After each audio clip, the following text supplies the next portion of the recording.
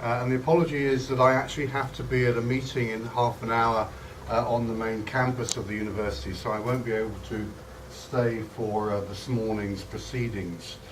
So I'm very sorry about that. But I am very pleased to be here to welcome you for a number of reasons. A, because although some of you may well know the university already, very few people who know the university actually come to the halls of residence. And one of the things that the university is rightly proud is that it actually has very fine halls of residence. And a lot of people actually don't get to know firsthand the facilities that we have here out at Oadby. So do enjoy the facilities here. If you have time, I don't know how many of you are staying, but the botanical gardens are also very close to here, and there's a sculpture exhibition on at the moment that's well worth a visit. Do wander around. If you don't know how to get there, ask at the reception desk. So just enjoy the area, enjoy the facilities here. The other reason, or a second reason why I welcome you here, is because I actually think that universities need to do a lot more in engaging with the communities in which they are situated.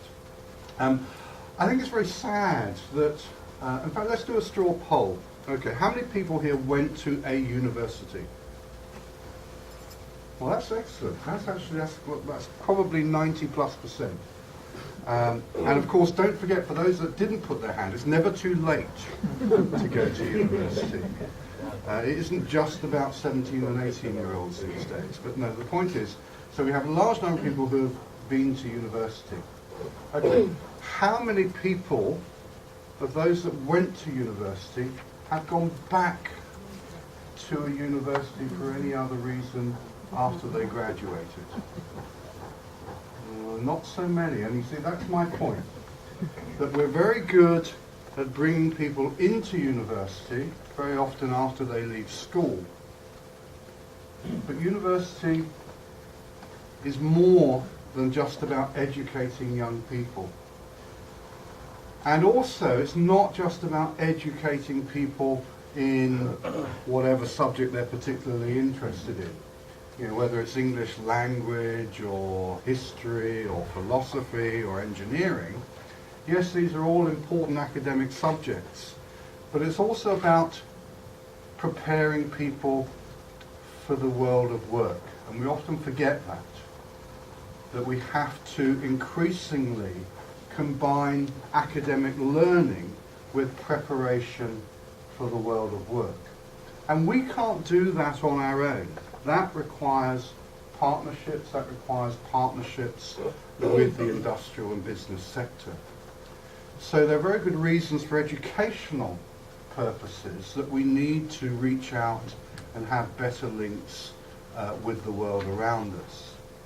But also, you heard that I'm in charge of research in this university. And research is particularly an area where we have to look for cross-fertilizations. Universities for too long have worked in a vacuum.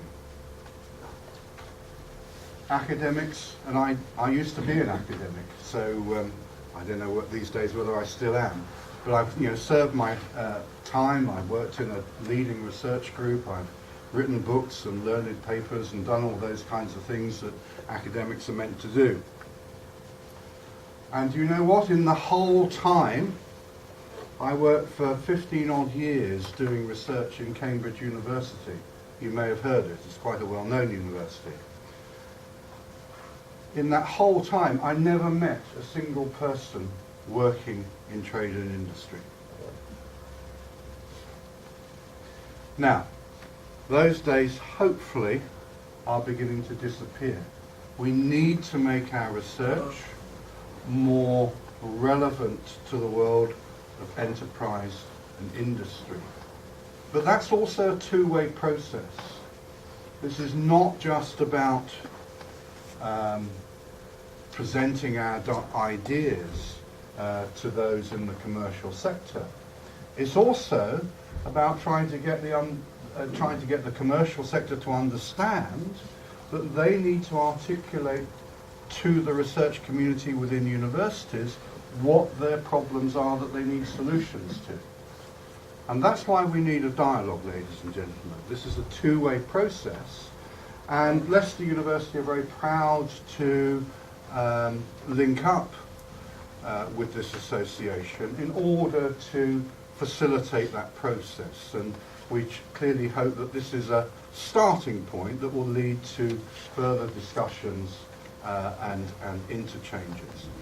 And lastly, why I'm glad to welcome you all here, I picked up the brochure, and a very glossy brochure and interesting brochure though it is. And of course it says here on page 3, connecting the Midlands to India. I would challenge that. The Midlands are already connected to India. They're connected through their cultural heritage, they're connected to their history. And here I think it's particularly important, not that I'm standing here as a university Pro-Vice-Chancellor welcoming you, but the Pro-Vice-Chancellor from Leicester, because I think the history of Leicester and its commercial infrastructure makes us particularly proud to have this type of event here at Leicester. And so I think this is about coming together on a number of fronts, and I would just like to say I hope you have a very successful couple of days here. I'm very sorry, as I said before, that I can't be with you throughout.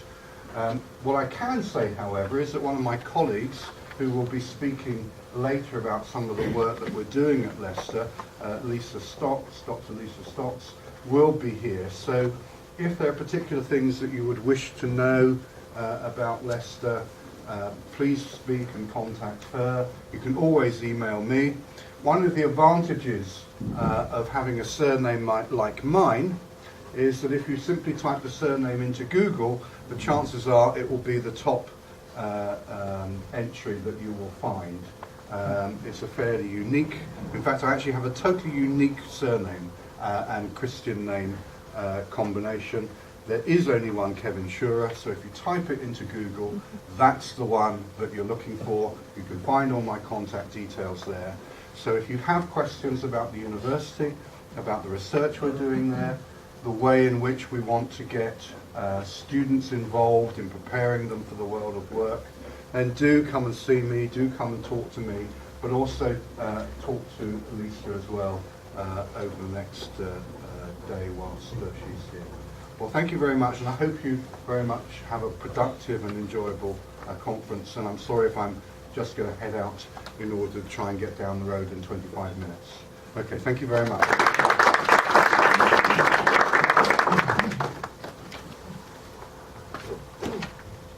Thank you, Professor Shurer. And of course,